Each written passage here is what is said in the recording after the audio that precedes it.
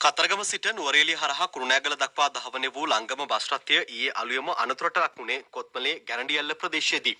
Bus රථය අඩි 100ක පමණ ප්‍රපාතයකට පෙරළෙන අවස්ථාව වන විටත් එහි මගින් 70කට අධික පිරිසක් ගමන් කළ බවටයි වාර්තා වුණේ. අනතුරින් 22 දෙනෙකුට දිවි අහිමි වූ අතර තුවාල ලැබුවන් නුවරඑළිය, නුවර, ගම්පොළ, නාවලපිටිය, කොත්මලේ රෝහල්වල ප්‍රතිකාර ලබනවා. අනතුරින් මියගිය අයෙකු වෙනුවෙන් රුපියල් ලක්ෂ 10ක වන්දි මුදලක් ජනාධිපති අරමුදලින් ලබා දීමට තීරණය කළා. අනතුරින් මියගිය අයෙකු වෙනුවෙන් රුපියල් ලක්ෂ 10ක මුදලක් ජනාධිපති අරමුදලෙන් ලබා දීමට තීරණය කළා. ප්‍රවාහන නියෝජ්‍ය අමාත්‍ය ප්‍රසන්න ගුණසේන සහ කතානායක ජගත් වික්‍රමරත්න යන මහතුරුන් අනතුර සිදු වූ ස්ථානයට පැමිණ තත්ත්වය සොයා බලා ඉදිරි ක්‍රියාමාර්ග සඳහා උපදෙස් ලබා දුන්නා. එමෙන්ම අග්‍රාමාත්‍ය ආචාර්ය හරණි අමරසූරියද ඊයේ පස්වරුවේ ගම්පල රෝහල වෙත ගොස් තුවාලකරුවන්ගේ තත්ත්වය සොයා බලා අවශ්‍ය පහසුකම් සලසනු ලැබුවා. මේ අතර කතරගම ඩිපෝවට අයත් බස් රථය දහවනයට එක් කරන අවස්ථාවේ එහි කිසිදු දෝෂයක් නොතිබූ බවයි කතරගම ඩිපෝ අධිකාරිවරයා පවසන්නේ.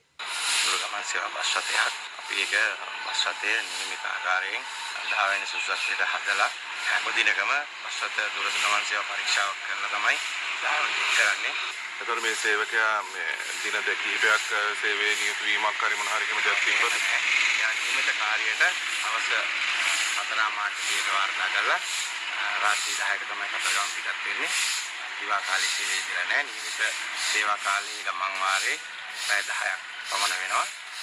ඒ වගේම මේම දුර සේවා ගමන් බස් රථය පොළ වැලිමඩ නගරේ නවත්තලා තේබොනවා.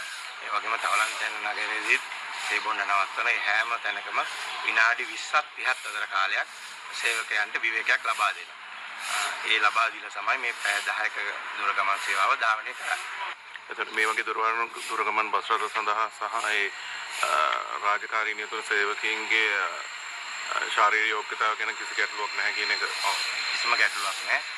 අවුරුදු 44යි විදුරු මහත්තයාට හොඳ සෞඛ්‍යයෙන් ඉන්න දුර ගමන් සේවා පළපුරුද්ද හැකි තියෙන වගේ විදුරු කොන්දසර මහතුරු තමයි මේ දුර ගමන් සේවා බස් රථ වලට යොදවලා තියෙන්නේ. මෙතුමා මේ ගමන් මාර්ගයේ කොච්චර කාලයක්ද?